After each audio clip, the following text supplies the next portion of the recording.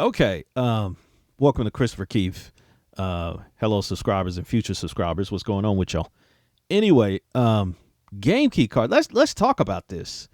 This has been one of the and I know people have talked about this subject quite a bit. But I just kind of want to throw my hat in the ring too. Who asked for this? Who asked for this? I mean, the consumers are not asking for this. The customers aren't.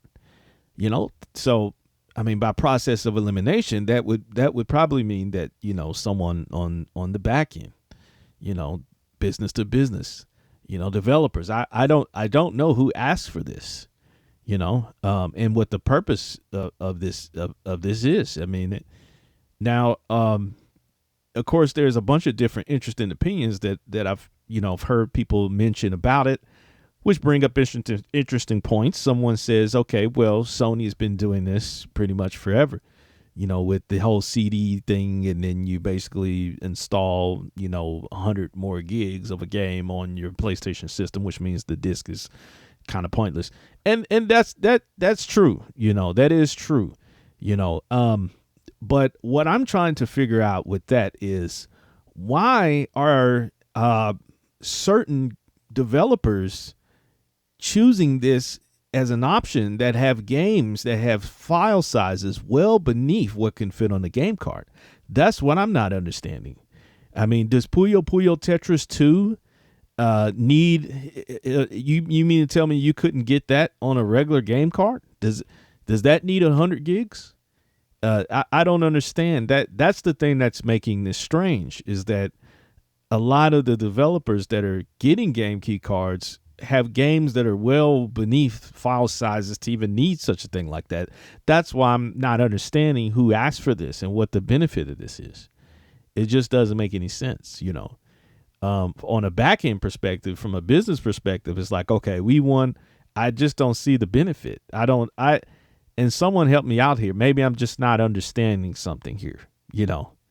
What is in it for the developer to basically say, okay, we can fill retail shelf space, but I mean, that doesn't quite make sense. I mean, if you're going to go through that length, why not just get the card? I mean, maybe this is cheaper for the developer? I have no idea, but I do know one thing, is that I absolutely think this is probably one of the weirdest things about, it kind of reminds me of it, when the Switch 1 came out, there used to be this fiasco where that certain people had an uproar about there being labels stuck on the box basically saying that the full game is not inside, or a full download code or something like that.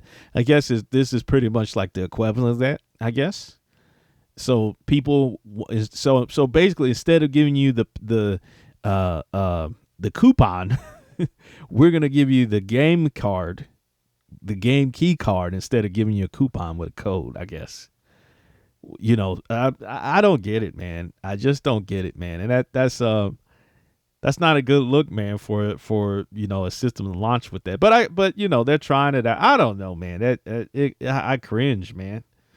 I cringe. I can tell you right now, I cringe about this thing. I don't like it, man. I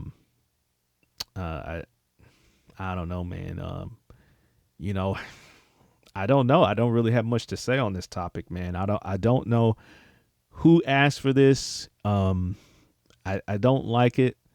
It should be physical, or let it be digital. I mean, that's basically it. I don't need to go down the same rabbit holes and arguments about, the same things that, people argue about in regards to this subject. But everyone's already made good points on it. The aspect that says, hey, the digital future, physical games are going away, et cetera, which, now there's one thing that did come to my head that I see that I didn't see anyone mention. This is, on Nintendo side, is that, when things in the digital space, they lose their value rapidly, very quickly, I mean, fast. You know, I mean, look at the cell phone market. I mean that, those games they're all almost free. I mean, you know what I mean? Like nobody's the expectation in the mobile market for games is that these games should all be free, with subscriptions and things like that, And I don't know, I don't know if, the thing is I'm I don't know. I'm concerned about it somewhat, basically the area that I'm concerned about the most is the developer that goes down this business model going to be able to retain enough monetary finances to not have to stoop down to levels such as gambling and freemium models and could you guys imagine that if Mario went the freemium route and then there was ads and then coupons and gems and stars and all that kind of crap, man, that's good.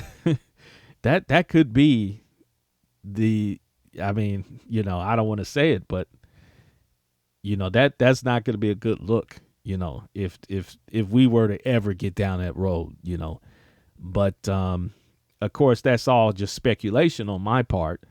Looks like Nintendo is trying to figure out what to do. I've seen I've heard they've done multiple surveys on it trying to figure out, where they should go with this. But, I don't know. I don't know who wanted it on the consumer side.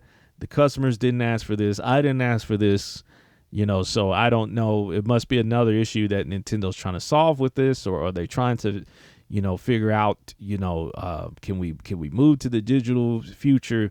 I don't know. So I'll reserve judgment now at this point, and we'll see what happens. But it's just one of those weird, awkward things that sticks out like a sore thumb when a new system launches, and you get all excited about it, and then boom, they hit you over the head with something called game key cards, So anyway, that's all I got to say about it for now. If anything shakes up, I'll be back. But other than that, that's it. This is Christopher Keefe. Thank you guys for watching, and I'll see you guys on the next one. Peace.